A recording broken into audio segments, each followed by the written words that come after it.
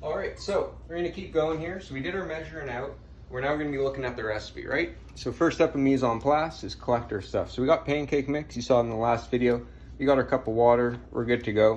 Optional, we're gonna add some blueberries to these pancakes. Now what's beautiful is that it's summer and we have these beautiful wild blueberries right from Farm Boy. Absolutely perfect, it's gonna be beautiful. One thing to keep in mind with recipes, they don't always include amounts of oil that you need for actually cooking. In the background, you might be hearing my sous chef. That's Piper. She's a little Cocker Spaniel. She helps me out in the kitchen, keeps me safe. So sometimes in recipes, they're gonna say, oh, add your pancake mix to a greased pan. Here's our dog. Hello, Piper. Thank you for your commentary. So sometimes it's gonna say, add it to a greased pan, add it to an oil pan, but they're not gonna tell you how much. Honestly, you just want a nice thin layer of oil on that bottom. I got butter for today for our pancakes. So we're gonna add this over here. Piper is very excited about it. So if you come over here, so we got our mise en place, right?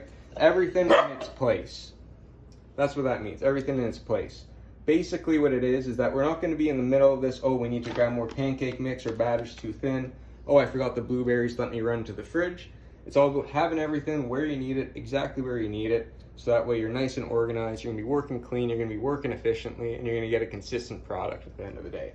So we got our pancake mix, we got our water, we got our blueberries, time to make it. But first, the most important thing to do is when you're in your little stations as students, you just call out mise en place. That means I'm gonna come by, I'm gonna see you did your check marks, so you should have your ingredients. I'm gonna double check what you have, make sure you're good to go, and you're off to the races, right? And the reason that we're doing this is to ensure that you know what you need to do, you have all the ingredients that you need, you're not gonna be taking too much or too little of anything, you're gonna have a great restaurant quality food. Learned that from someone who is very near and dear to me now. So we're gonna add it up together. So we got our pancake mix, our water. I'm gonna pour those in. All right, we're gonna take our whisk. Again, if we whisk too much, we're gonna have very tough pancakes. So we're just gonna do a nice light whisk. If there's a little bit of lumps, no issues with that at all. It's a little bit of almost like a crepe batter on this one. So it looks mixed up. I'm gonna take this off to the side, take your spatula. We're just gonna scrape the bottom and we're gonna fold it. Right?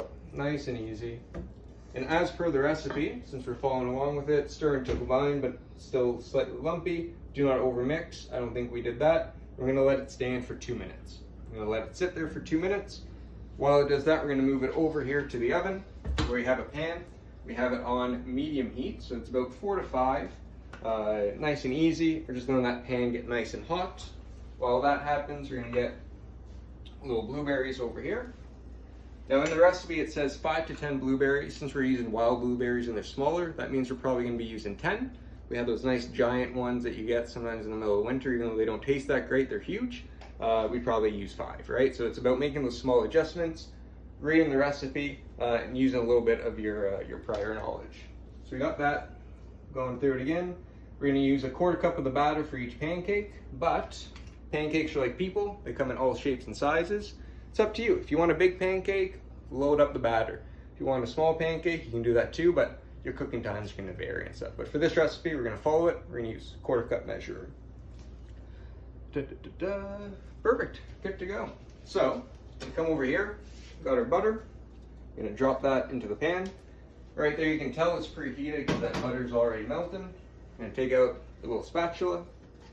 We're just gonna make sure it has a chance to grease the side of the pan, nice and easy.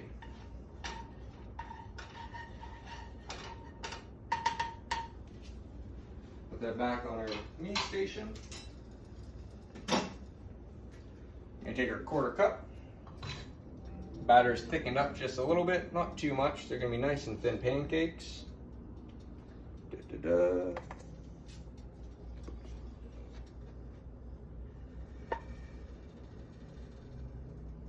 Batter in and batter in.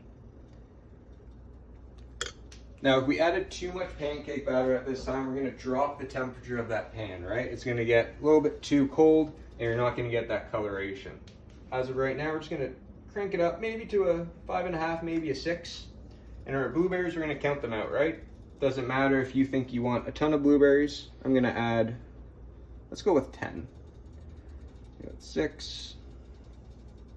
We got 9, 10. Look at that beautiful distribution, right? We're good to go. There's a movie called Casino, and in that movie, the guy who's in charge is a bit of a mobster, but he's really upset about these blueberry muffins, right? And these blueberry muffins, they don't have enough in his, but his partner that he's sitting down with, it has way too many.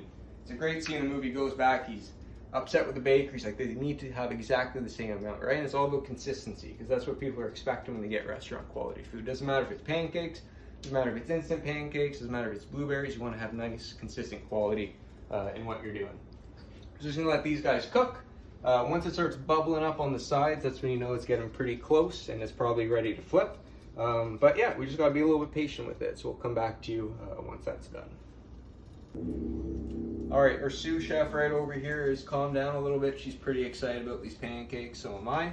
So right over here, you can see there's a couple bubbles forming. We're good to go. Looking beautiful. So we're gonna get under there with their spatula, give it a flip. Absolutely perfect, right? Same thing on the other side, just like that. Basically, all we're gonna do now, maybe a minute and a half. They're gonna color on that other side. We can add some maple syrup. And we're done, right? Nice and simple, nice and delicious.